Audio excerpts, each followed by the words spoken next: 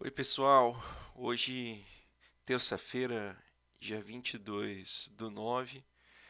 Ah, vamos começar a falar agora da segunda parte do nosso curso para fazer a P2, tá? Até vou botar isso aqui. Fiz uma listinha de coisas para falar. Vou botar aqui para cima, porque eu tinha feito já 2 ou 3 vídeos e postado ali, mas acabou dando problema com o áudio.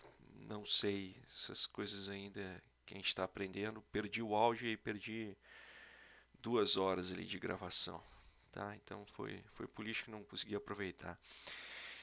Tá, então vou ter que refazer tudo e vou começar a fazer agora. Lembrando então que nossa P2 está marcada para o dia 26/10, ou seja, tem pouco mais de um mês, tá? E a P2 vai ser nos mesmos moldes da P1, só que limitando o horário para iniciar 14 horas, ou então vamos ver se vocês quiserem no dia fazer uma conversa pré-prova, como foi para a P1. Eu posso começar a conversa 14 horas e assim que a gente terminar a conversa a gente inicia a prova.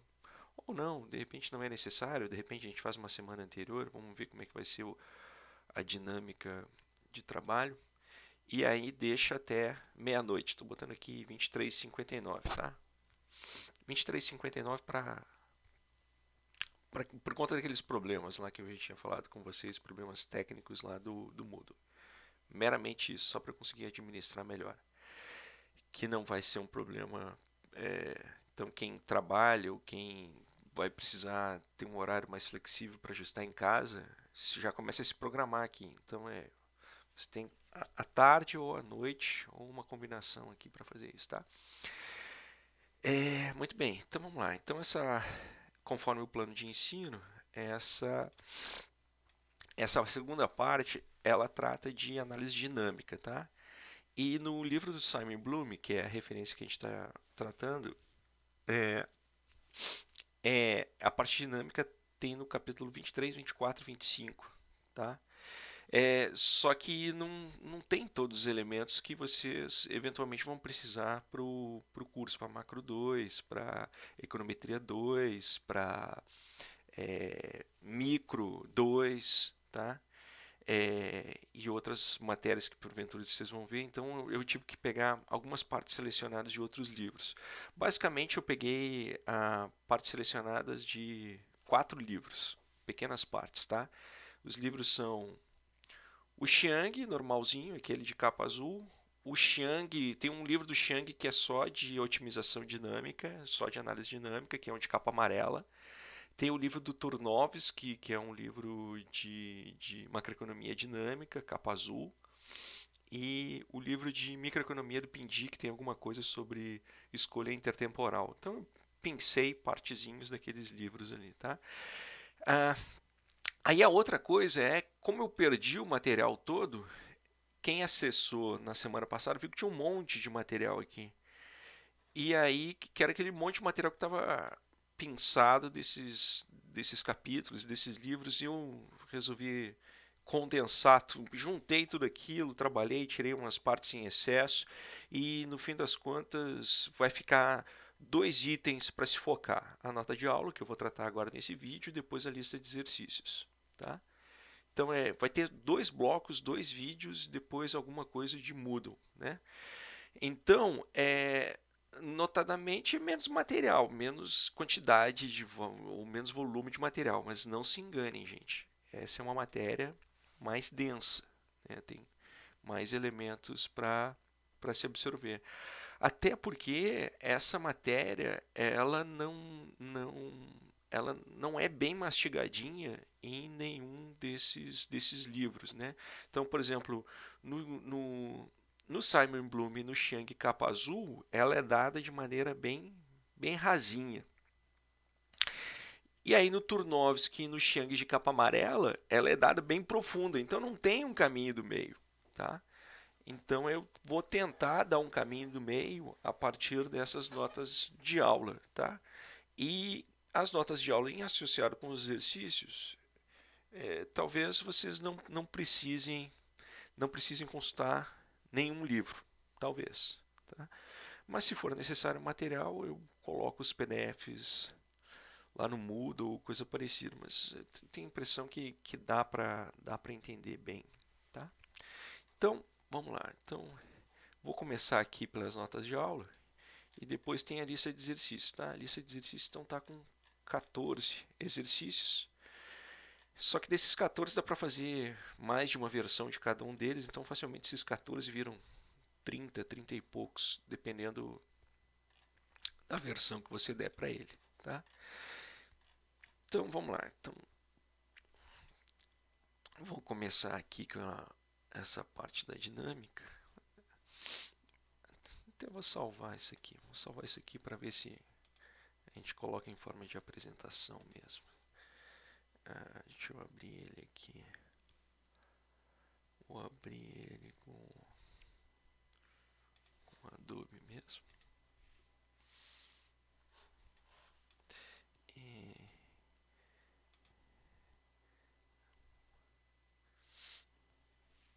tá bem. Vamos diminuir aqui então. Tudo bem. Então aqui em cima tem a guiazinha para acompanhar, então eu estou chamando isso aqui de noções de análise dinâmica, tá? E aí tem a linha de apresentação, a mesma que está aqui em cima, né? Então, vou fazer um contexto, depois eu vou falar de equações e diferenças, como é que os altos valores se encaixam na resolução de equações e diferenças, que por sua vez vão se encaixar também em problemas de resolução de equações diferenciais, em particular na simultaneidade. Depois eu vou falar do modelo de Samuelson em tempo discreto, que ele é interessante porque ele combina tanto os autovalores como sistema de equações de diferenças, como equações de diferenças com mais de ordem 2 ou maior, né, com mais uma marcação de tempo. Depois vou para tempo contínuo, vou falar de equações diferenciais, depois vou falar de uma equação diferencial que é um tipo de equação diferencial que é bem comum em economia, particularmente macroeconomia, que vem lá do modelo de solo. Depois falar um pouquinho de simultaneidade, aí de simultaneidade eu acho que é um modelo ISLM aumentado que eu coloco aqui, mas também tem modelo de Kagan, tem uma série de outros modelos em economia que tratam simultaneidade de trajetórias marcadas em tempo contínuo. E depois falar um pouco de otimização de tempo contínuo, né? A otimização de tempo contínuo, igual a análise de trajetórias, ela se divide entre marcação de tempo discreto ou contínuo, né? De um tempo discreto, a forma mais comum de você resolver isso é um lagrangiano mesmo, mas depois você tem outras técnicas para resolver, dependendo da complexidade do teu problema. Equações de Bellman são bem populares para resolver esse tipo de problema, mas a gente não vai chegar a ver equação de Bellman. E na parte de otimização de tempo contínuo, a gente vai tratar só de resolver problemas onde você use uma função hamiltoniana. A função hamiltoniana é a contraparte da lagrangiana na estática. Então, na estática você tem a lagrangiana e dá para se dizer que a hamiltoniana é a sua contraparte na análise dinâmica. Tá? Então é isso daí. Bom, então, uh, enquanto na análise estática nosso objetivo era encontrar, era analisar a topologia de uma função, achar o máximo lucro, mínimo custo, etc., num único ponto de tempo, aqui na análise dinâmica a gente quer observar, ou a gente quer identificar, o comportamento de uma trajetória. Ou você tem uma estrutura do modelo que você tem que identificar uma trajetória de nível de preços, trajetória do PIB, etc. e tal. Ou então você tem um problema no qual você quer otimizar uma trajetória. Por exemplo, otimizar uma trajetória de redução do desemprego usando uma política monetária. Então, aqui, mais do que pensar em variáveis e encontrar ótimos de lucro, coisa assim, a gente quer identificar trajetórias e quer encontrar ótimas trajetórias. Tá? Pensa assim, antes a gente queria encontrar a melhor fotografia, agora a gente quer encontrar o melhor filme, porque é dinâmico, vários pontos. Então, a primeira coisa é que você pode fazer as marcações de tempo de forma discreta, né? Marcar como 0 o primeiro momento que você observou, período 1, período 2, até o período T grande, ou contínuo. Você pega uma faixa de tempo entre 0 e T e em qualquer momento daquela faixa de tempo você pode estar analisando, né? Então, dependendo do problema, você está tratando ele de forma contínua, dependendo do problema, você está tratando ele de forma discreta. Então, isso depende das circunstâncias. Às vezes o problema vai se apresentar de forma com a marcação de tempo de forma discreta, às vezes ele vai se apresentar com a marcação de forma contínua. Tá? Um exemplo, se você pegar lá no Yahoo Finance, né, se eu não me engano, as séries do mercado financeiro, você consegue atualizar elas em marcações de 15 minutos, não é?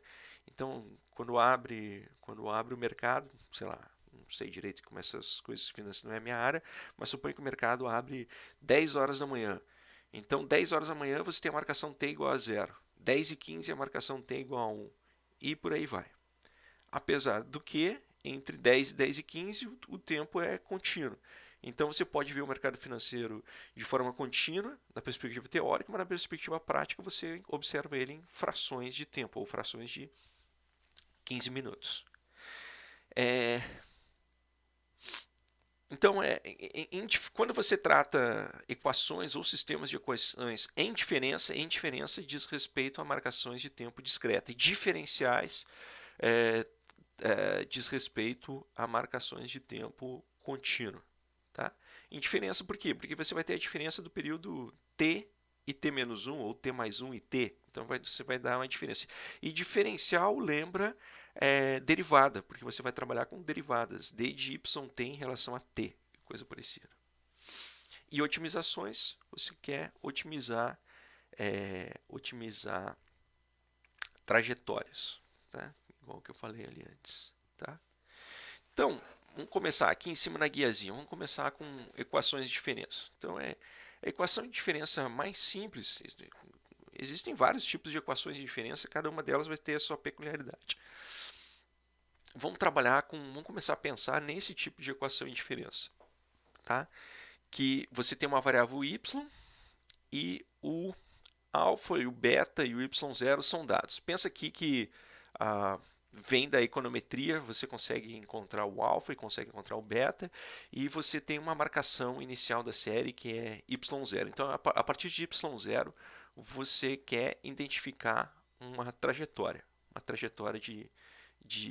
do PIB. Então, suponha que você modelou PIB e aí você usou informações passadas com econometria estimar alfa e beta. Y0 é a informação mais recente que você tem.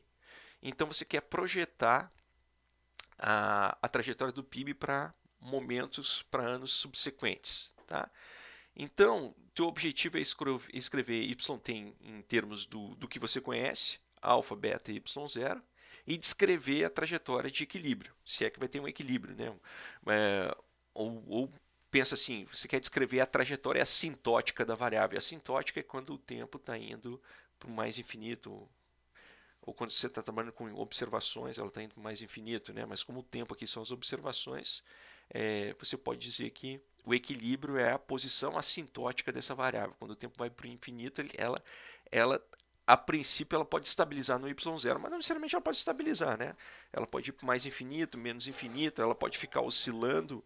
Existem vários comportamentos que podem acontecer com ela, mas em geral a gente está interessado em encontrar situações de equilíbrio, né? A gente quer equilibrar desemprego numa taxa pequena, a gente quer equilibrar inflação numa taxa pequena, a gente quer equilibrar, a gente quer maximizar, por exemplo, uma trajetória de PIB, maximizar uma trajetória de uma carteira de investimentos e por aí vai. Então nessa estrutura YT mais 1, alfa mais beta, Uma maneira de você, que é uma maneira, como é uma equação simples, uma maneira de você identificar qual é a resposta, sempre, ó, teu objetivo é escrever yt em termos de alfa, beta e y0. Uma maneira de você identificar quem é yt, resolver essa equação aqui, é usando uma estrutura recursiva, né? Então, se tu escrever y1, ó, t é zero, sempre a marcação é zero. Então, você coloca o zero aqui, coloca o zero ali, então você vai ter y1 igual a alfa mais beta y0. Aí o y2 vai ser alfa mais beta, entre parênteses, o y1. Aí você conecta o y1 ali, alfa mais beta, y0. Aí você vai ter y3, que é alfa mais beta, y2. Só que y2 é alfa mais beta, y0, que é o do y1. Então vem aqui, você tem alfa, beta vezes alfa, beta ao quadrado vezes alfa, beta ao cubo vezes 3. Então não é difícil de você ver que tem uma regra de formação aqui, ó, que todo yt vai ser beta na t, y0, mais alfa, o alfa sempre vai para fora, e o termo restante vai ser uma soma de i igual a 0 até t menos 1 beta na i. Só que isso aqui é a soma de uma progressão geométrica, tá? Então, a soma dessa progressão geométrica, essa somatória aqui, vai dar 1 dividido por beta na t, dividido por 1 menos beta. A gente já fez isso em algum exercício da parte anterior, e se você tiver com dúvida de como é que essa somatória se transforma nisso, basta digitar aí no Google soma de uma progressão geométrica, que você vai ver que a dedução desse resultado. Tá? Então, só rearrumando os termos, ó, você tem beta na t vezes y0, e você tem alfa que multiplica 1 dividido por 1 menos beta, e alfa que menos, né, alfa multiplica beta na t por 1 menos beta. Quando você coloca em evidência o beta na t, você vai ver que a resposta dessa equação, yt, recursivamente, vai ser yt menos alfa dividido por 1 menos beta, beta na t, mais alfa 1 menos beta. Tá? Então, vamos observar duas coisas aqui agora. Tá? A primeira coisa é que vamos testar. Se t for igual a zero, isso aqui tem que dar y0, né? Então, olha aqui, se tu colocar t igual a zero, o único lugar da equação que tem t é aqui. Então, beta na zero dá 1, esse alfa por 1 menos beta vai cortar com esse 1, alfa menos beta, e vai dar y0 igual a y0. Sempre é um teste simples de você saber se você chegou na equação correta, você vê se ela mimetiza y0 quando t é igual a zero. A segunda de 3 coisas para observar aqui é que essa equação aqui, ó, ela só está valendo se o beta for diferente de 1. Porque se o beta for 1, essa equação não vale. Então, a gente tem que resolver isso de novo no próximo slide para beta igual a 1. E agora você perceba que ela tem duas partes, essa equação. E sempre vai ser assim, sempre você vai ter duas partes. Uma parte que é correspondente ao tempo, tá? Uma parte aqui que está em vermelho, que é onde você tem a marcação de tempo, e uma outra parte que não tem a marcação do tempo. Essa parte que tem a marcação do tempo é chamada de parte autônoma. Tá? Já já a gente vai descobrir por que essa parte se chama parte autônoma, tem um nome de autônoma quando você tem a marcação do tempo. E a outra é uma parte complementar. Tá? Muito bem, vamos adiante. Então, no próximo slide, vamos ver o caso se você tem beta igual a 1. Ó, se beta igual a 1, você refaz esse sistema só colocando o 1 ali. Ó.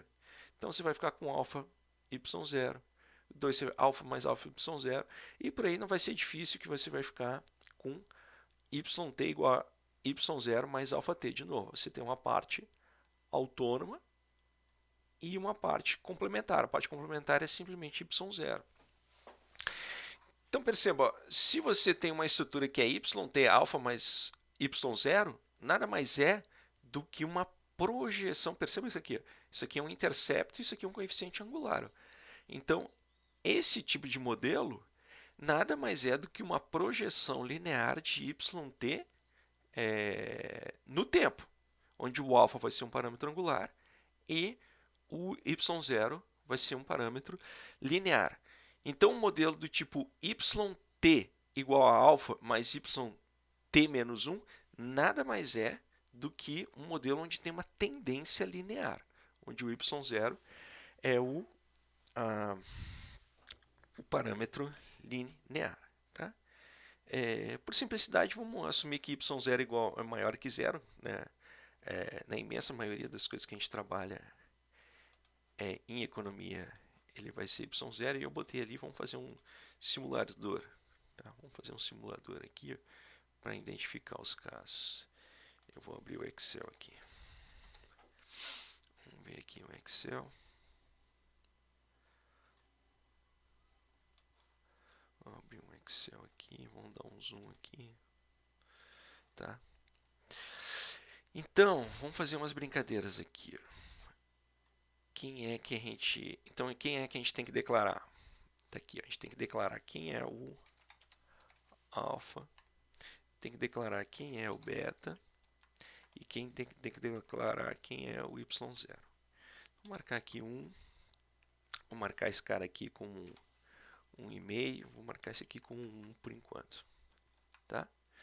Então a gente vai ter a marcação de tempo aqui e aqui vai ter o yt.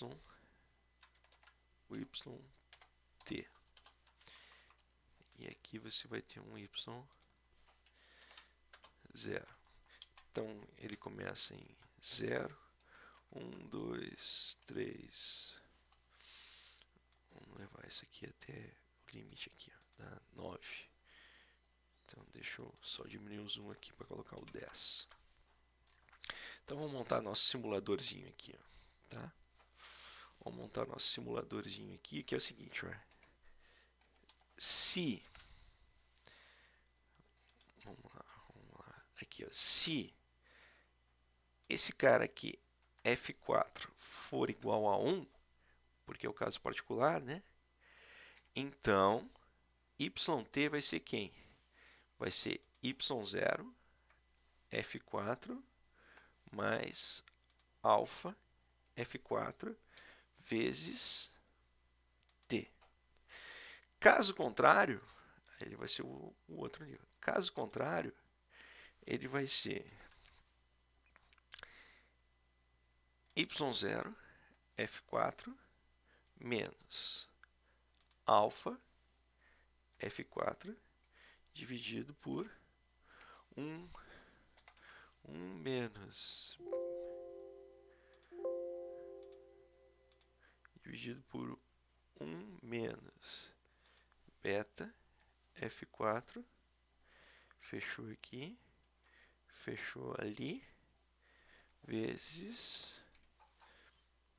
beta f4, vou botar um parênteses aqui, elevado a t mais, esse vai ficar com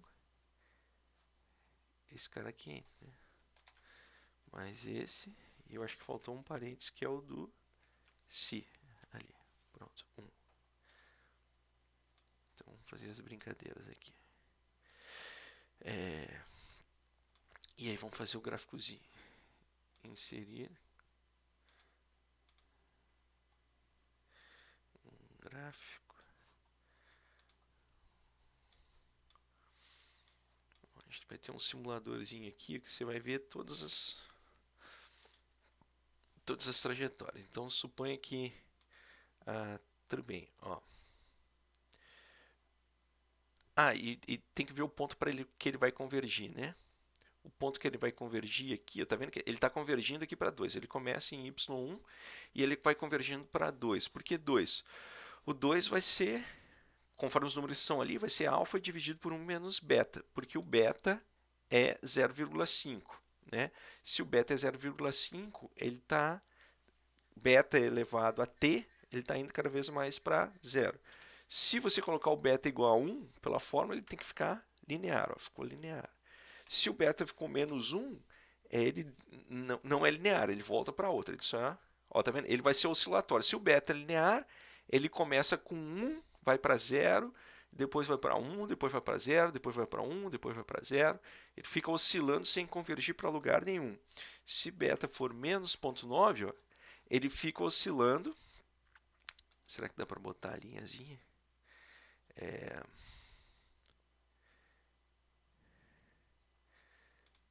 Como é que eu faço para mudar a linhazinha? Layout, formatar.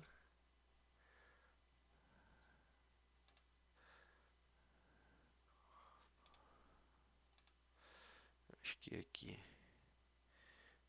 Formatar a série dos dados. Estilo da linha, cor da linha, sem linha, linha sólida. Ó, ele fica oscilando. Se beta for igual a 0,9, 0,9 ele tem que estar convergindo para algum lugar, só que não deu tempo ainda. Ele não deu tempo ainda porque você tem que aumentar essas observações. Então vou aumentar aqui para, sei lá, 89. E vamos arrumar aqui os dados. Formatar a série dos dados. Vamos puxar isso aqui até 89. E vou puxar esse daqui até Vou puxar esse aqui até 89. Tá bom. Pronto. Aí a coisa já fica. Então vamos lá. Se ele for menos. Ó, tudo bem. Se ele for 0,9, está indo lá, está indo em direção ao 10, está estabilizando lá no 10. Ó. Se ele for menos 0,9, ele está oscilando, mas ele vai chegar lá. Se tu mudar aqui para 20, não vai mudar muita coisa, vamos mudar o gráfico ali, ele oscila para os números negativos. Se você marcar menos 1, fica oscilando sem lugar para lugar nenhum. E por aí vai. Então você pode fazer várias brincadeiras aqui no simuladorzinho, tá? Mas o interessante é você perceber isso daqui. O interessante é você perceber isso daqui, tá? Porque existem um bocado de trajetórias. Não sei, lá no livro do Chiang ele vai contar todas as possibilidades de trajetória dependendo disso daqui, né? Na verdade dá para contar aqui, né? Porque você tem 3 vezes 1, 2, 3, 4, né? Então você tem, são 4 aqui, 8, 12. Então você tem 12 tipos de trajetórias diferentes. Então esse tipo de equação aqui tem 12 tipos de trajetórias diferentes. E você pode testar isso aqui no Excel para você visualizar melhor o problema. Tá? Muito bem, tudo bem. Vamos um exercício. Então isso aqui é uma equação genérica e vamos ver um exercício um pouquinho mais aplicado, que é o que tem no livro azul do Chiang, que é o modelo de teia de aranha. Então, o modelo de teia de aranha, essa versão que está aqui no slide é a mais simples dele, é um modelo muito usado em análise de mercados agrícolas, tá? Porque é um modelo de oferta e de demanda, só que ele tem uma particularidade. Ó. A curva de demanda ela é marcada de forma contemporânea, o preço e a quantidade. Então, por quê? Porque as pessoas estão indo no supermercado para comprar, sei lá, arroz, elas estão reagindo ao preço do arroz de forma contemporânea. Elas demandam arroz num determinado momento e reagem ao preço de forma contemporânea. Só que o cara que é produtor de arroz, a quantidade ofertada, ele reage ao período imediatamente anterior, porque tem o espaço de tempo da colheita, né? Então, então o que eu vou oferecer, arrozeiro, que eu vou ofertar de arroz na próxima safra, ela depende do preço da safra hoje, né? Ou então o que o arrozeiro oferta de arroz hoje depende do preço da safra que estava lá atrás. Porque se o preço estiver bom, eu vou usar mais a minha terra para plantar arroz. Mas se o preço não estiver tão bom, eu vou usar para plantar a minha terra para plantar soja ou outra cultura, tá? Então, o que acontece? Quando você igualar aqui, ó, oferta e demanda, você vai cair. Ó, sua oferta e demanda, tem na lista de exercícios aqui também, mas você pode ver, ó, você vai ficar com PT aqui e PT menos 1. Então você vai ficar com uma equação desse tipo aqui. Ó. O preço no futuro vai depender de uma coisa que é constante, mais uma outra constante beta, que depende do preço de hoje. Então você sempre tem que imaginar que esses parâmetros com a econometria, você consegue estimar eles.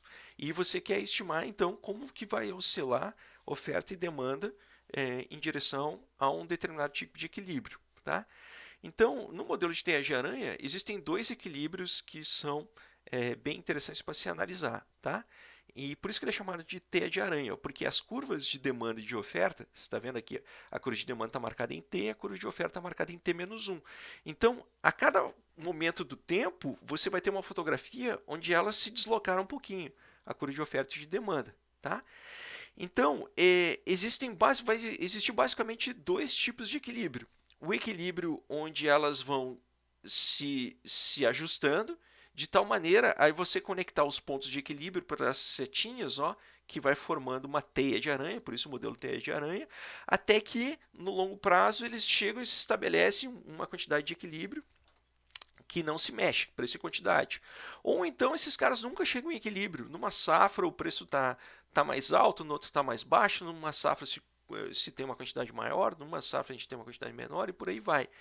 Então, em alguns períodos de tempo, você pode ter a teia de aranha fechadinha no espaço de tempo, e em outros momentos, por exemplo, agora, que é um momento que o arroz está caro, que você tem outras culturas aí que estão desestabilizadas, cujo mercado está desestabilizado, então a teia de aranha ela vai começar a se desfazer.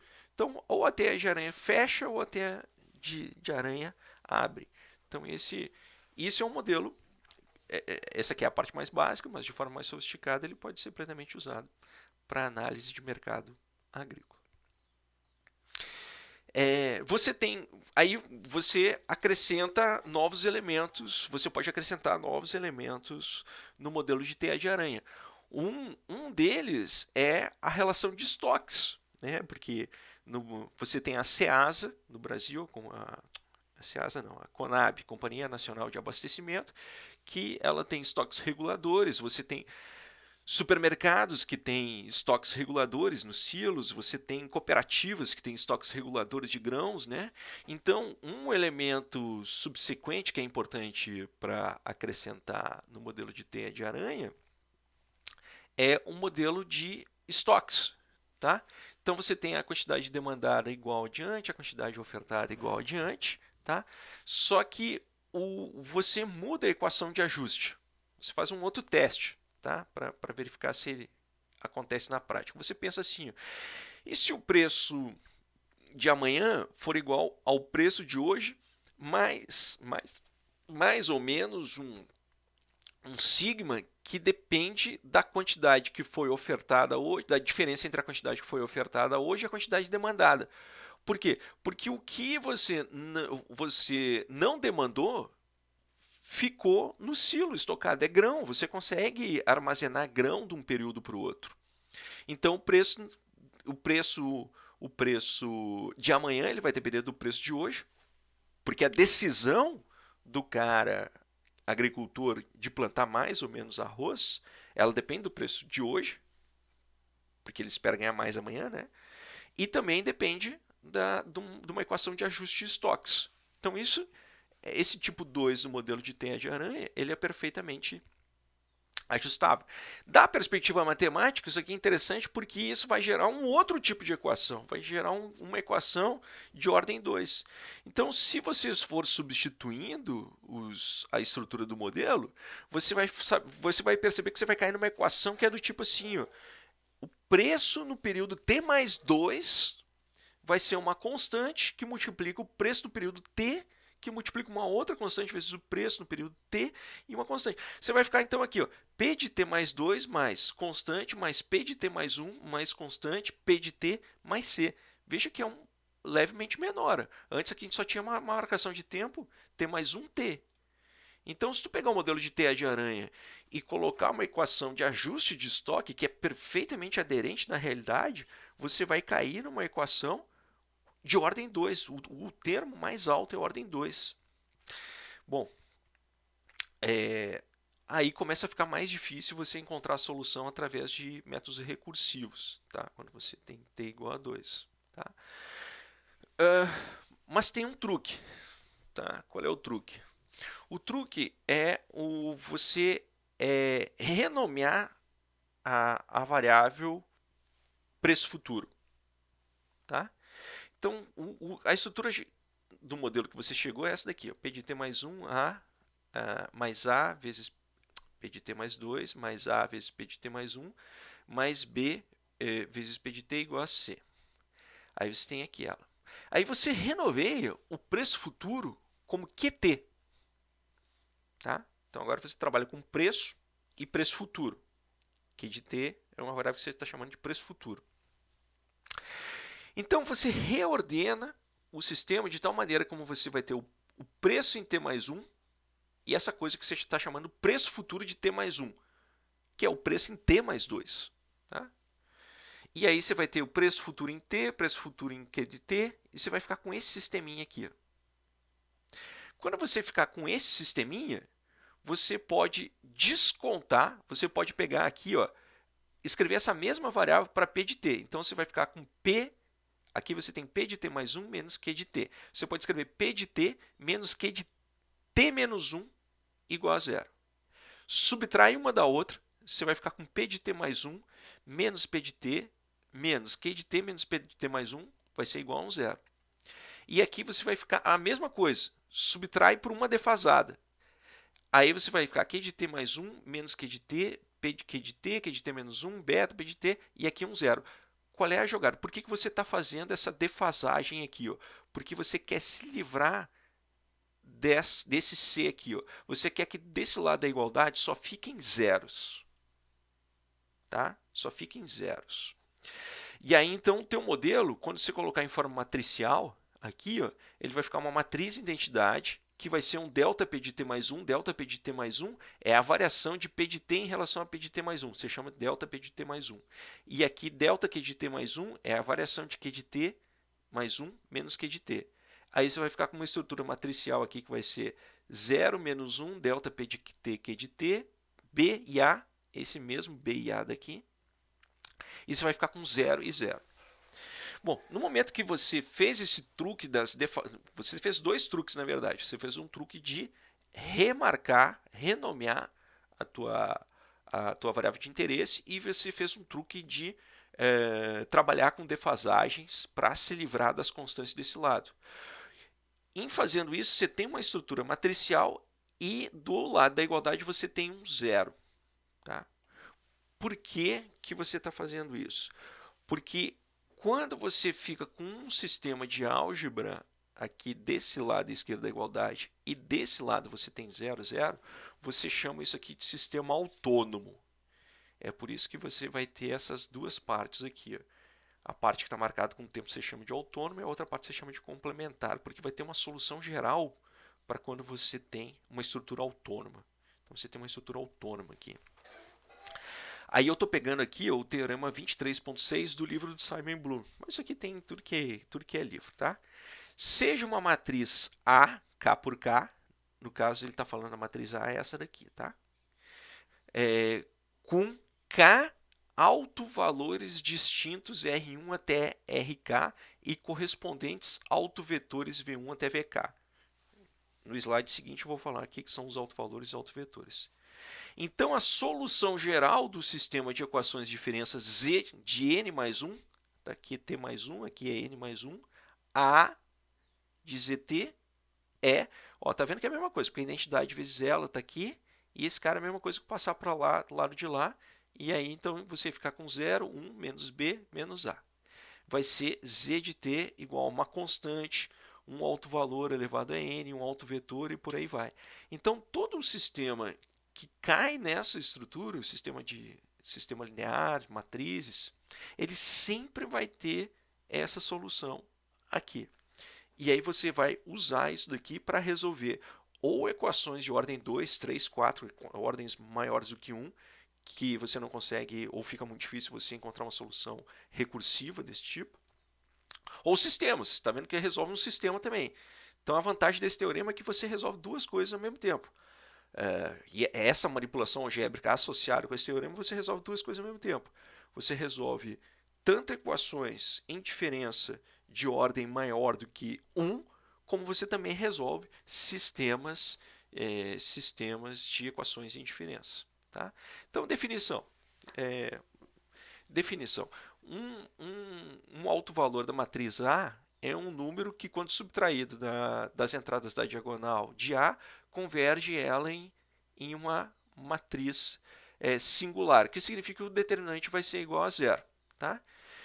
Então, o que acontece? Quando você tem a matriz A e você tem para subtrair as entradas da diagonal de A, basta você multiplicar ela pela matriz de identidade de ordem compatível com A. Só que isso tem que singularizar A. Só que singularizar A significa que você não pode inverter A. Não poder inverter A, basta você fazer com que o determinante seja zero. Tá?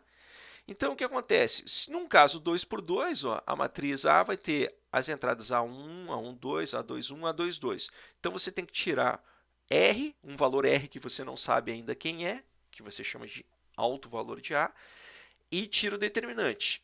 Quando tirar o determinante, você vai ficar com essa estrutura aqui, que é chamada de polinômio característico da matriz A. Ela tem que dar zero e você vai ver quem são. Num caso 2 por 2, você vai ter dois autovalores, até 2, porque eles podem ser iguais, né? Num caso 3 por 3, você vai ter até 3 autovalores e por aí vai, a partir do polinômio característico. Né? Então, o que é um autovetor? Um autovetor aqui x, é qualquer vetor, qualquer um, que quando você fizer o produto, pré-multiplicar a matriz A por ele vai ser exatamente a você pré-multiplicar o autovalor por ele. Então, esse cara x aqui é chamado de autovetor, vetor próprio ou vetor característico associado ao alto valor da matriz. Tá? Essas aí são do capítulo 23 do Simon Bloom e as primeiras coisas que ele tá falando. Então, aqui você vai ter, para a solução, você vai ter o alto valor, aqui você vai ter o alto vetor associado e depois você vai ter constantes Cs aqui. Tá? Altos. Lembrando, quando vocês forem fazer o exame, você tem todos os elementos à sua disposição, então eu já vou dizer que o Scilab e outros programas, MATLAB, outros, todos eles vão ter funções para você declara a matriz e ele vai te dar quem é os autovalores e os autovetores, tá? Então, por exemplo, nesse exemplo aqui que está no livro do Simon Bloom, você tem uma matriz A que é -1, 3, 2, 0. Então, você declara a matriz lá no Scilab e o comando chama spec, dá o spec de A, e ele já vai te dizer quem são os autovalores da matriz A. No caso aqui, esse R1 e R2. A matriz é 2 por 2, ela tem dois autovalores. Spec. Tá? Muito bem. Então, vamos fazer uma aplicação aqui dessa estrutura aqui do teorema 23.3, 23.6 para o modelo do Samuelson. Tá? O modelo do Samuelson é um modelo ISLM modificado. Tá? Você tem a equação macroeconômica básica aqui, y de t igual ao consumo em t, mais o investimento em t, mais o gasto do governo. O gasto do governo está sendo dado aqui por um G0. Você tem o consumo em t, um gama de yt, então isso aqui é uma função de consumo keynesiano modificada, e você tem um investimento que é uma proporção do que você deixou de consumir. Então, o investimento vai ser igual a uma proporção de poupança aqui. Investimento igual a poupança, consumo é uma função de consumo modificada keynesiana e a identidade macroeconômica básica. Tá? Então, quando você arrumar esses termos, você vai cair numa estrutura de dinâmica do PIB que vai ser dado. O PIB em T mais 2 menos gama 1 mais alfa, o PIB em T menos 1 mais alfa gama, o PIB em YT tem que ser igual ao gasto do governo, ao G0. Tá? Então, o teu objetivo é tendo valores para o gama, para o alfa e para o G0, encontre a trajetória do PIB. Pronto, é isso. Tá? Você tem um modelo, você vai trabalhar o modelo, vai chegar numa equação em diferença. Em particular, essa é uma equação em diferença de ordem 2. Aí você vai ter os números para os parâmetros, que eles vêm lá da econometria, ou o gasto do governo vem do, sei lá, no relatório do Tesouro Nacional, e aí você vai ter a tua equação aqui. Nesse caso, você vai ficar com YT menos 1.4, YT menos 1 mais 0.19, YT tem que ser igual a 10. Me diz quem é Y de T, quem é a trajetória do PIB. Então, você tem que isolar YT em função só de números e T. Tá? Muito bem. Então, o que você faz? Você replica a equação ali e renomeia x de t como uma projeção de PIB. Então, x de t é uma outra variável que você renomeia, que é PIB projetado em um período adiante. Está aqui. Então você vai rearrumar os termos do mesmo jeito que eu tinha falado antes. Você vai colocar ele defasado para tornar o sistema homogêneo. Quando você torna o sistema homogêneo, você consegue aplicar o teorema 23.6. Você coloca a matriz A lá no Scilab e está aqui os autovalores da matriz A. Tá? Quando você tem os autovalores da matriz A, você aplica o teorema, está aqui, você vai ficar com 20.203.937, tá? Você vai ficar com os valores ali. Espera aí que acho que eu fiz um negócio errado aqui. Deixa eu ver aqui, ó. Scilab.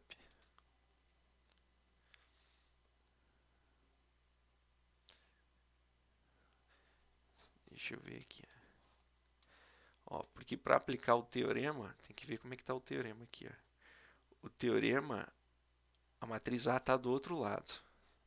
Tá? Então, aqui eu tenho que declarar quem é A vai ser igual a 0, 1, menos 0.19 e 1.14. Essa aqui é a matriz A. Porque ela tem que estar... Tá aqui, ó. Ela tem que passar do outro lado. Então ela vai ficar com outro sinal. Spec A. Pronto. Então olha aqui, ó. Esse aqui eu estava vendo. Então aqui tem que arrumar. Aqui o valor não é com negativo, é 0.203 e aqui é 0.937. Só tem que arrumar isso daqui. Tá? Que seja, mas você viu que tem esses autovalores aqui, tá? E quando você aplicar o teorema, opa, cadê o teorema? Tá aqui, o teorema. Aí vai ter uma constante aqui para ser determinada e um autovetor aqui e um autovetor aqui para ser determinado. No nosso caso especial, pouco importa quem são as constantes e quem são os autovalores, né? Por quê? Porque a gente tem que prestar atenção no seguinte, ó. Isso aqui é uma constante, isso é uma constante, isso é uma constante, isso é uma constante, isso é uma constante, isso é uma constante. Isso daqui é um número que está em valor absoluto entre 0 e 1, tanto faz se ele está negativo ou não. E isso aqui é um número que está em valor absoluto entre 0 e 1. Tá? Então, olha aqui, qualquer número que está entre 0 e 1 elevado a t, e t é um número que está crescente, quando está indo para o infinito, então isso daqui está indo para 0. E isso daqui está indo para 0. 0 vezes constantes e 0 vezes constantes, você conclui o quê? Que a variação de yt e a variação de xt, que nada mais são que variações do PIB, elas estão indo para 0. Então, olha aqui, ó, quando você percebe que as variações do PIB estão indo para 0, significa que o PIB está estabilizando, o PIB em valor absoluto está estabilizando em algum ponto. E é sempre assim, ó, esses caras estão indo para 0, então xt e yt estão indo para uma parte que estão estabilizando, tá? E aí, então, o que você vai ter? A mesma coisa que você tinha visto antes aqui, ó. Você vai ter uma parte autônoma, que está marcando em tempo, e uma parte onde você está estabilizando, que é uma parte complementar. Então, aqui, essa aqui é a parte autônoma. Ela está indo para zero. Então, x de t está indo para onde? É delta x de t. Só que quando você desmembrar o delta x de t, você vai ficar com y de t, y de t mais 1, x de t mais 1. Do outro lado, você vai ter x de t, y t. Mas esse cara, com o passar do tempo, ele está indo para algum lugar. Para onde que ele está indo? Olha aqui, ó. Então ele está indo para um y estrela, y estrela, y estrela. Ele está estabilizando em algum lugar. Então, se deixa em evidência y estrela, você vai ficar com 1 menos gama, que multiplica 1 mais alfa gama. E um G0 do outro lado. Então, ele está estabilizando em G0, 1 menos gama, 1 mais delta gama, e por aí vai. Então, o que acontece? Como tanto faz as equações e essas marcações aqui são simplesmente um truque para você aplicar o teorema, você sabe que yt está indo para uma parte que estabiliza, num y estrela, mais uma parte autônoma. Tem que arrumar o sinal aqui, né? O sinal aqui é positivo, tá? Então ele está indo para y de t, quando coloca os valores, esses valores aqui, 0,95, 2 e 10, está indo para 200. Então y de t é um C1 que multiplica 0,203 na t e por aí vai. Então o PIB, quando o t está indo para o infinito, o PIB está estabilizando em 200. Aí agora você precisa determinar as constantes, tá? As constantes elas estão dando a forma com que a trajetória do PIB está oscilando até ela chegar no 200. Para isso, você vai precisar de informação adicional. Como você tem duas constantes, você vai precisar de duas informações. Então, por exemplo, você pode pegar o y0 50, só que você vai precisar de um outro y. Você vai precisar de uma informação adicional. Então, você pode pegar o próximo registro do PIB. O primeiro registro do PIB que você tem na tua base de dados e o segundo registro do PIB. Isso aqui é suficiente. Então, você registra aqui como aqui, ó, se t igual a 0, t igual a 0, você vai ficar com C1 mais C2, vai ser 250, que é o do Y0. E o do T1, Y1, você vai ter 70, o 200, C1 na ponto 203, aqui fica com mais, C2 na ponto 203. Pronto. Aqui você acha C1 e C2, substitui. Aqui você vai ter YT completamente determinado por números. Por números a trajetória do tempo. Então agora você encontrou ele. Bom, então agora aqui a gente vai começar a pensar isso como marcação do tempo. Tá? Vou dar uma pausa aqui para tomar um café, que já vai dar quase 1 hora de gravação aqui. Dá uma pausa. Tá, então, na sequência, vamos falar de tempo contínuo agora. Então, passa a se falar de equações diferenciais. Tá? Então, a representação geral ela é parecida com essa daqui, ó. Yt mais 1 igual a alfa mais beta y. Só que em tempo contínuo você vai ter uma variação infinitesimal do yt em relação a t, ou seja, a derivada de yt em relação a t, vai ser um alfa de t, yt igual a beta de t. Então, onde aqui, ó, alfa de t e beta de t não precisam ser necessariamente constantes, eles podem ser uma função do tempo. Então, tem uma representação compacta aqui, ó, que você tira o parêntese t, porque você já sabe que cada um desses 4 elementos estão ou podem estar marcados no tempo, né, no caso de alfa e beta, e você passa a representar a derivada de y em relação ao tempo com y pontinho em cima.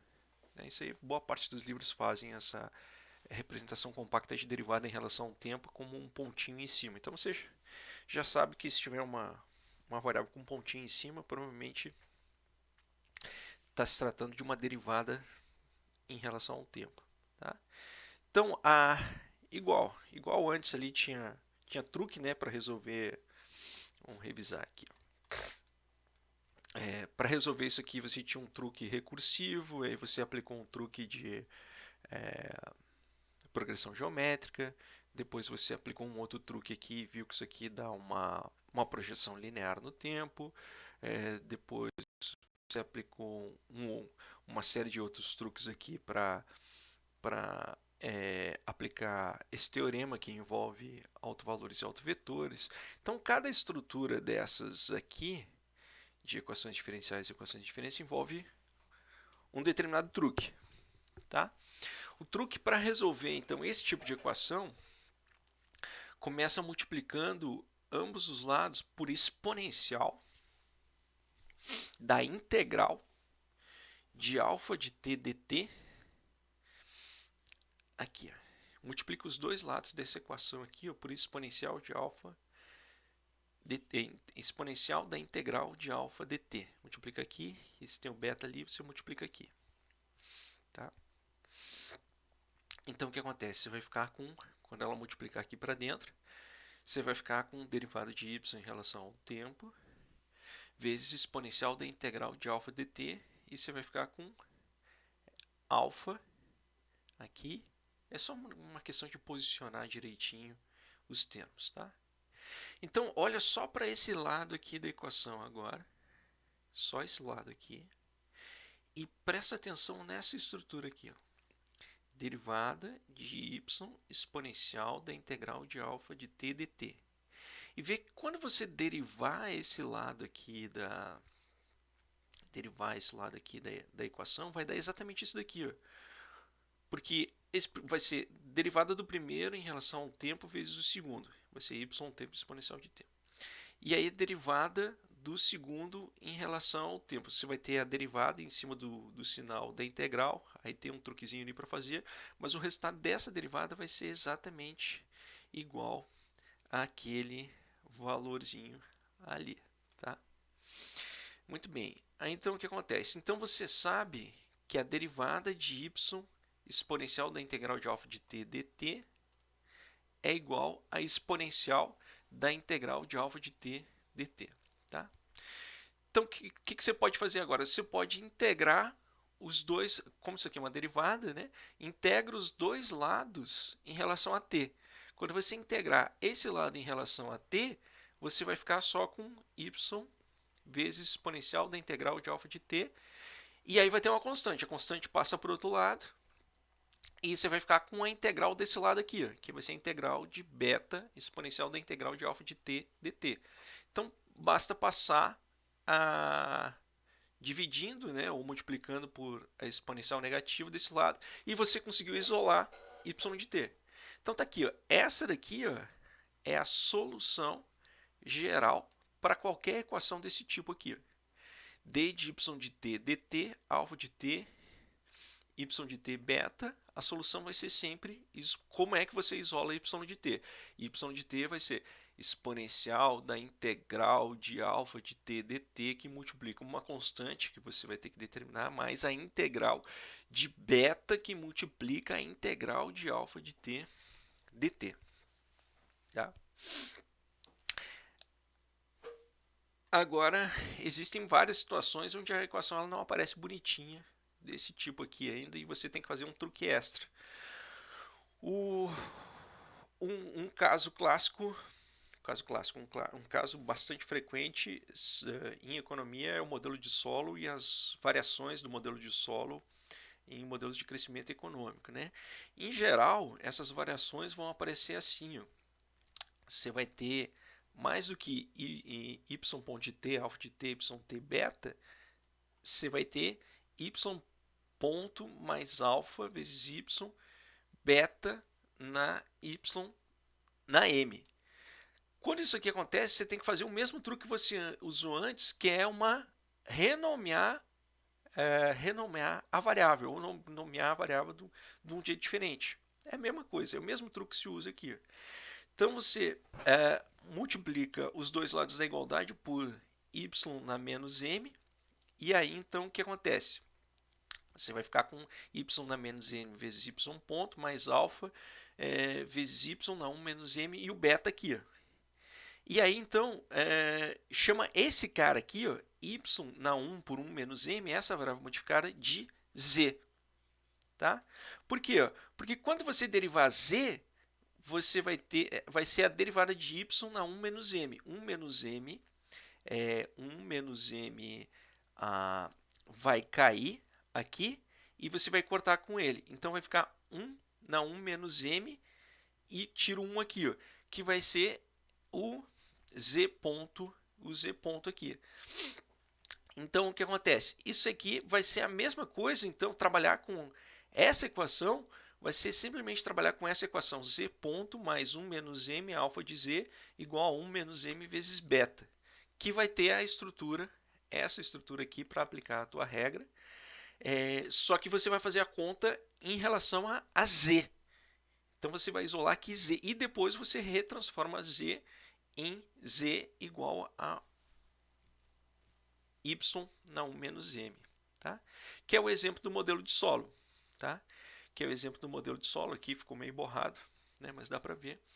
No modelo de solo, ó, ou quase todas as variações do modelo de solo, você vai ficar com k ponto aqui, mais alfa k s em um kzinho na alfa. Então, você rearruma os termos dessa maneira. E aí, então, aplica a fórmula ali, esta fórmula aqui da solução geral, e você vai encontrar a solução. Tá? Você vai encontrar o z de t e depois você rearruma o z de t em função de k. Então, de novo aqui, você está vendo que você tem uma parte, uma solução que é a solução autônoma e uma parte que é a solução particular. Então, esse 1 menos alfa vai ter que passar elevado aqui a 1 dividido por 1 menos alfa, e você vai ficar com exponencial no número positivo vezes t. Quando você aplicar o limite aqui, você vê que o kzinho está indo para um ponto de equilíbrio que é s por lambda 1 sobre 1 menos alfa. Tá? Então, eu vou fazer mais exercícios sobre isso, mas é basicamente isso. Então, resumo da história. Você vai cair numa equação desse tipo, você vai ter sempre uma solução geral desse tipo. Eventualmente, você vai ter uma equação que vai ficar muito parecida com isso, mas você não vai conseguir aplicar direto a fórmula da solução geral. Então, você vai ter que aplicar algum truque de transformação de variável. Isso é recorrente nesse tipo de problema. Tá? Aí, então, o que acontece?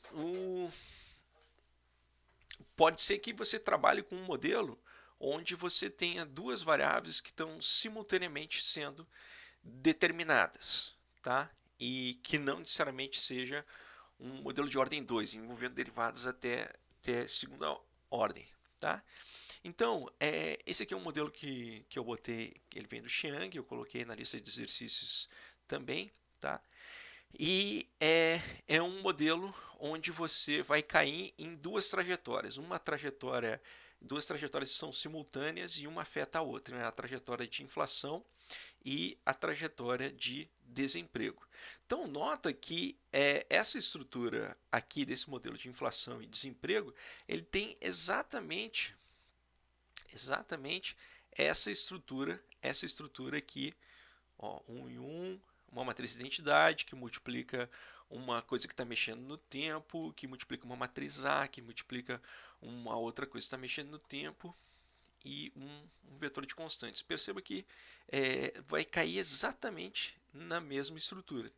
Em caindo na mesma estrutura, você tem uma variação do teorema tá aqui, do teorema 23.6, você tem uma variação do teorema 23.6 para o caso contínuo.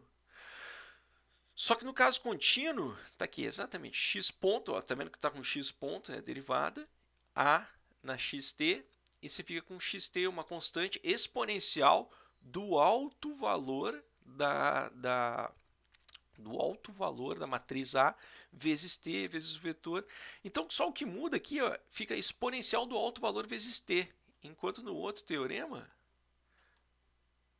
aqui, ó, ficava o alto valor elevado a t, e aqui fica o exponencial do alto valor elevado a t. E da mesma maneira como antes, então você tem que resolver esse problema através do encontrar uma solução homogênea para quando esse lado aqui é sempre zero, né? E uma solução particular, né? Que é de, por exemplo, nesse caso aqui do modelo, inflação e desemprego em equilíbrio, tá? Então um exemplo aqui. Um exemplo 2x2 é basicamente esse daqui, só significaria que você ia dar números para as letrinhas e as letrinhas iam ficar com números, tá? Mas suponha que você tem um sistema que é x ponto, uma variável x ponto, que é x ponto, isso aqui está variando no tempo, né? Então, ela está marcando em tempo.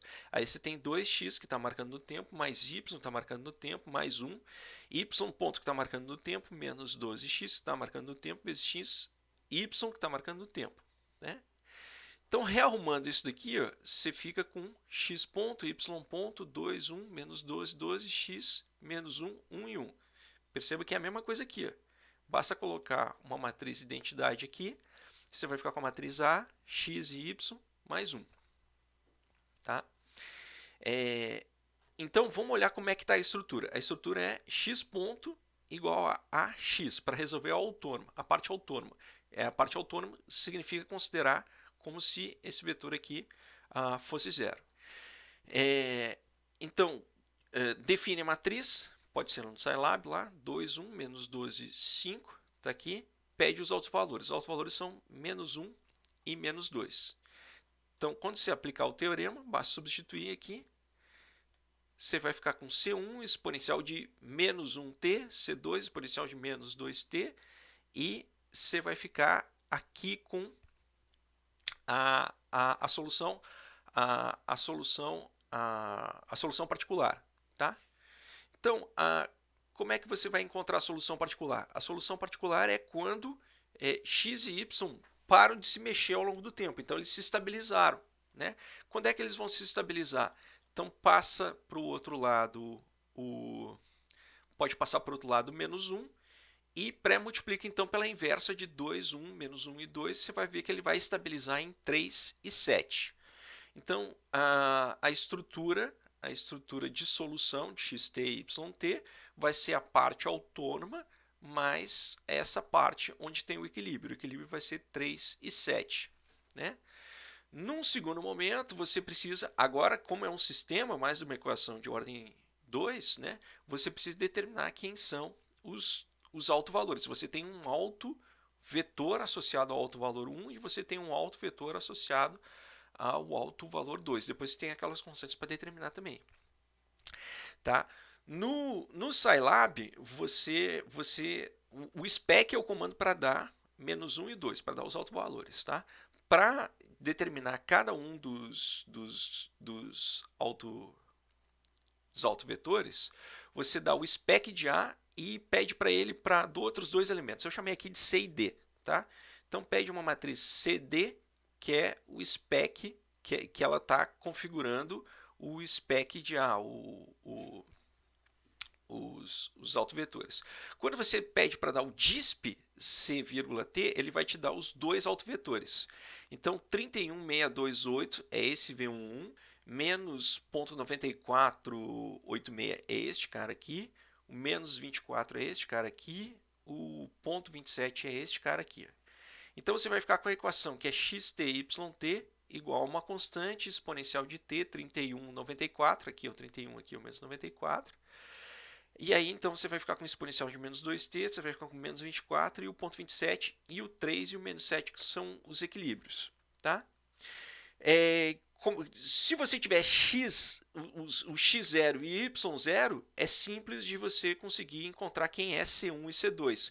Basta substituir aqui por 0 e aqui por 0. Então, você vai ficar com C1.3, C1.94, C2.37, você vai cair num sisteminha aqui, né? E aqui vão ser constantes, então você descobre C1 e C2. Então, o que acontece? Nesse momento, você chegou na solução final, quando substituir, então.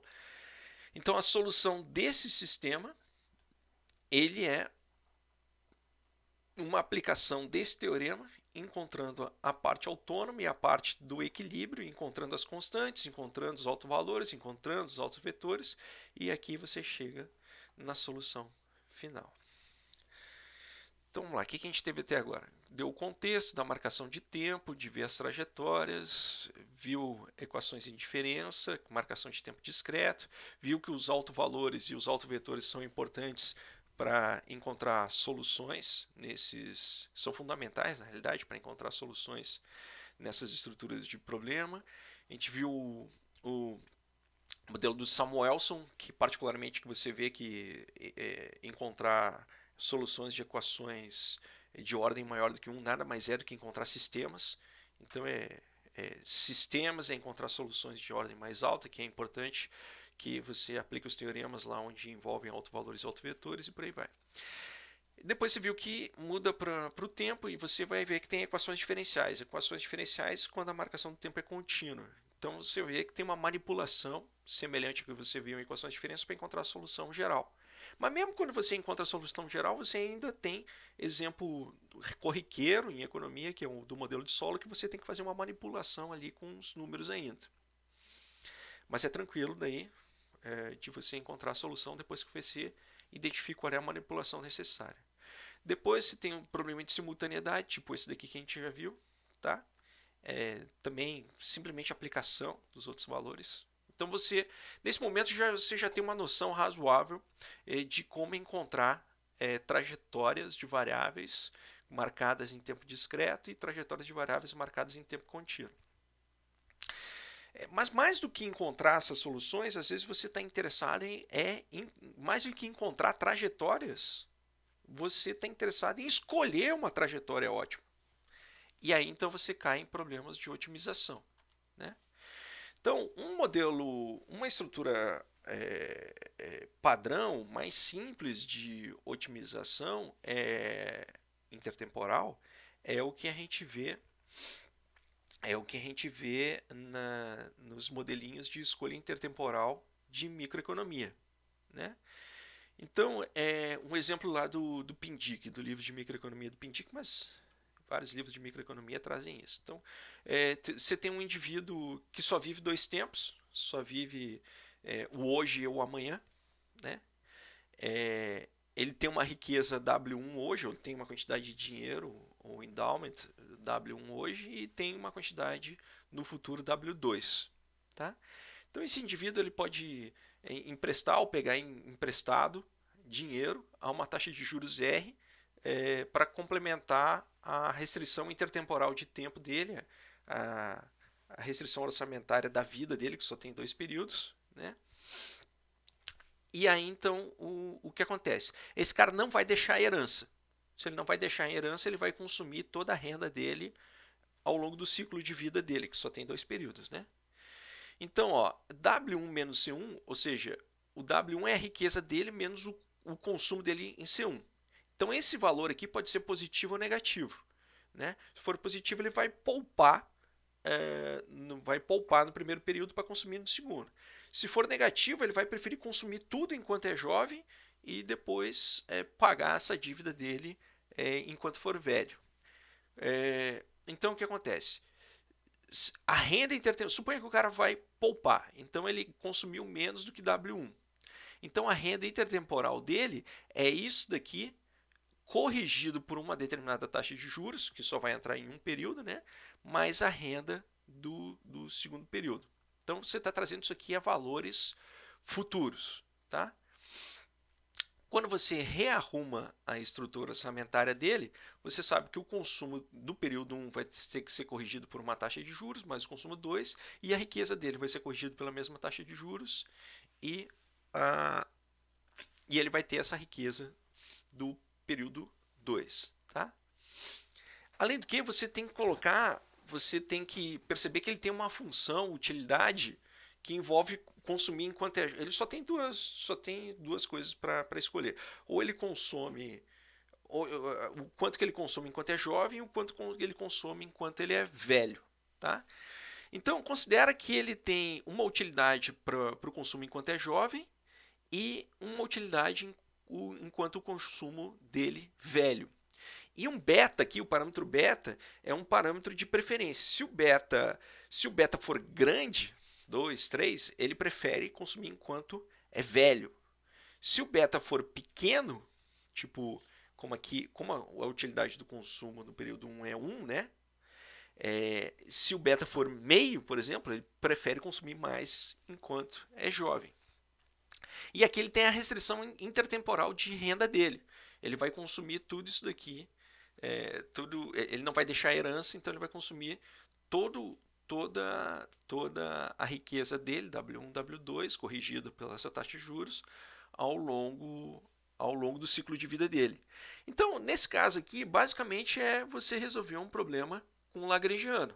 Você tem que escolher entre dois consumos e você vai exaurir tua riqueza entre dois períodos. E aí você vai ter as condições de primeira ordem ali, né? E vai chegar à conclusão que, fazendo as continhas, aqui, por exemplo, se a utilidade dele for logaritmo natural de C, tá? Você vai chegar à conclusão que o consumo dele no primeiro período vai envolver a quantidade de riqueza, a taxa de juros e o beta, que é a preferência dele por consumir enquanto velho e enquanto rico, e o consumo 2. Tá? Então, por exemplo, nesse modelinho é um modelo de otimização em tempo discreto, onde só tem dois períodos. Então você pode usar um lagrangiano simples, tá? E a trajetória é C1 e C2, consumo 1 e consumo 2. E ela vai depender de todos os elementos exógenos do modelo. Renda, taxa de juros e beta. Aí você encontrou aqui. Então aqui você determinou uma trajetória de consumo, C1 e C2. Aí você resolveu o exercício. Se tiver 3 períodos, não tem problema. Você pode usar o lagrangiano de novo aqui. Só que você vai ter que usar dois multiplicadores de Lagrange. Ou dependendo de como for o modelo, você pode até usar um multiplicador de Lagrange ainda, mas você vai precisar de uma outra restrição para poder fechar o sistema. Quando você tem infinitos períodos, ou tem um número muito grande de períodos, isso aqui já começa a ficar um pouco mais complicado de resolver por lagrangiano. Então tem uma técnica específica para resolver esse tipo. Tem várias técnicas específicas para resolver esse tipo de problema. Uma bastante popular são as equações de Bellman. A gente não vai chegar a equações de Bellman. A ideia desse exemplo é simplesmente você ter uma noção de como esses problemas podem ser escritos de maneira simples, usando coisas que a gente já viu na parte 1 do curso, e encontrando a trajetória C1 e C2 em tempo discreto. Em tempo contínuo, a gente precisa de uma outra técnica, que é a técnica da Hamiltoniana. É um pouquinho diferente disso daqui, porque você vai ter que otimizar uma trajetória em tempo contínuo. Tá? Eu não vou entrar muito nos detalhes técnicos, eu vou fazer alguns exercícios, umas pinceladas dos exercícios aqui na lista, para que vocês tenham noção do que se trata e se depararem com um problema em alguma parte do curso, ou enquanto estiverem fazendo pesquisa de vocês tenham noção do que procurar ou onde procurar. Tá? Então, esse aqui, basicamente, eu vou pegar 3 exercícios do Chiang. Esse aqui é um, depois eu vou pegar outros 2 que estão na lista. Esse aqui são do Capa Azul, é o último capítulo do livro de Capa Azul do Chiang. Tá? Então aqui, ó, nesse caso aqui, ó, você tem um sujeito que ele tem uma utilidade em relação ao consumo de um único produto dele, que ele tem. É uma economia que só tem um produto e o consumo C de T, então significa o quanto que ele consome desse único produto. E ele tem uma utilidade que cresce a taxas decrescentes, ou seja, lá pelas tantas, o ganho de satisfação dele fica cada vez maior por consumir mais produtos. Então isso aqui é representado por logaritmo natural do consumo. Esse prazer que se ganha a taxas decrescentes está representado por essa função aqui. Além do que, ele tem uma taxa de desconto. Ele prefere ou ele prefere consumir muito enquanto velho, ou ele prefere consumir muito enquanto jovem. Então esse exponencial de menos gama de t está funcionando como uma taxa de desconto, ele está funcionando como esse beta aqui, ó. É uma coisa que pondera o quanto que ele quer consumir em cada parte do tempo. E a integral de 0 a tt, ela está dizendo o quanto que ele vai consumir, porque você vai ter uma trajetória de consumo, né? E aí, então, essa trajetória de consumo, você tem a área abaixo dessa trajetória de consumo, que quanto maior essa área, mais você consumiu ao longo do teu ciclo de vida, que é de 0 a tt. E quanto menor, menos você consumiu. Só que você tem uma regra, que é a regra de variação do teu capital, tá? Então, se você consumir pouco nos primeiros períodos, você vai ter mais capital, você vai ter mais condições de consumir mais no período futuro. É o equivalente dessa regrinha intertemporal aqui, tá? Então, o teu capital ele é remunerado uma taxa R. Então, se você segurar o teu consumo, você ganha R para consumir no futuro, tá? E aí, então, o quanto que muda o teu capital? É o que você tem em cada ponto do tempo. É o quanto você tem de capital remunerado por R, descontado do teu consumo. Então, isso aqui é a tua restrição intertemporal de tempo. E aqui você tem uma quantidade de capital inicial, tá? E no período final, no último momento da tua vida, quando o K de T, a quantidade de recursos que você tem que ser maior ou igual a zero. Então esse lambda e esse R são estritamente positivos. Nesse tipo de modelo, então você quer maximizar a quantidade de coisas que você vai consumir ao longo da vida em relação à restrição de recursos que você tem ao longo do tempo, a trajetória de recursos, a remuneração descontado do consumo que você tem. Você tem uma quantidade de recurso inicial e no fim da vida você tem que estar com uma quantidade de recurso maior ou igual a zero. Então você sempre vai ter uma função objetiva que vai ser uma integral de alguma coisa. Você vai ter uma equação de movimento nesse tipo de problema. E você vai ter uma trajetória de controle. No teu caso, a trajetória de controle é consumo. Você quer escolher o consumo ao longo do tempo. E você tem uma trajetória que vai ser dada com base na tua decisão, que é chamada de variável estado. Então você sempre vai ter uma variável de estado e uma variável de controle. Tá? E aí então o que acontece? Você vai resolver esse problema por passos. No primeiro passo, você tem que montar a função hamiltoniana, que ela faz as vias da função lagrangiana. Então a função hamiltoniana, ela sempre vai ter a mesma estrutura. Aqui, ó, você vai colocar o elemento integrando, mais uma variável de coestado, lambda t, que faz as vias do multiplicador de Lagrange, só que ele é uma trajetória agora, aqui, tá? E aqui você vai colocar a equação de movimento. Sempre é o integrando mais a variável de coestado, que faz o equivalente do multiplicador de Lagrange, e a variável, a equação de movimento, tá? Então, o que acontece? Quando você chegar no fim da vida, esse cara aqui, ó, ele parou de se mexer, esse K0 parou de mexer. E aí, então, esse resultado aqui, ó, ele vai te dizer o maior ponto de consumo que você já conseguiu. Então, isso é a mesma coisa que zerar a restrição orçamentária no multiplicador de Lagrange. Então, o que você faz? Você substitui aqui o problema, então você vai ter h de t, exponencial de menos lambda de t, c de t, e aí você substitui ali, você fica com R de t, K de t. O que muda um pouco aqui, ó, são as condições de primeira ordem. Que as condições de primeira ordem, você vai ter 3 aqui. Você tem que derivar a hamiltoniana em relação ao consumo e tem que dar zero, igual no multiplicador de Lagrange. Depois você tem que derivar a hamiltoniana em relação à variável de estado, só que em vez de dar zero, ela tem que ser o negativo da derivada do lambda em relação a t.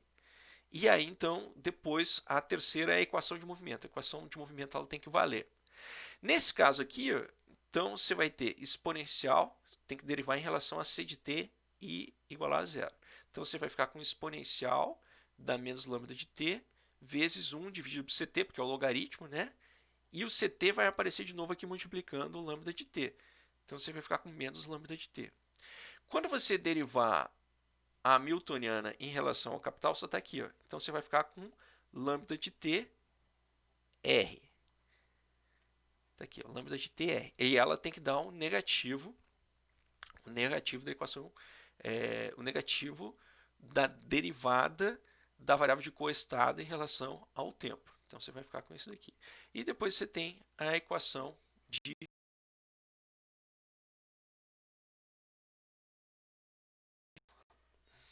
então, o que você faz?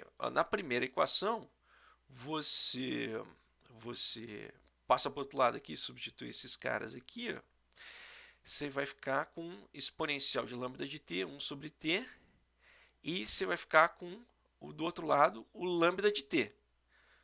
Só que o lambda de t, quando você resolver este elemento aqui, você vai ficar com lambda de zero exponencial na menos r de t. Por quê? Porque aqui, ó, a única maneira desse lambda ponto de t ser igual a menos r lambda de t é se for lambda de t igual a um lambda zero exponencial de menos lambda de t. Ó. Porque quando você derivar isso daqui, ó, você vai ficar com menos r aqui, lambda de t exponencial de r de t. Então você chega nessa conclusão aqui, manipulando, você chega na trajetória c de t é igual a lambda de zero exponencial de r de t menos c de t. Então, o passo 2 é o passo seguinte é você determinar quem é o lambda de zero, que é uma constante qualquer, e determinar o quanto de capital que o cara vai ficar no fim da vida dele, tá?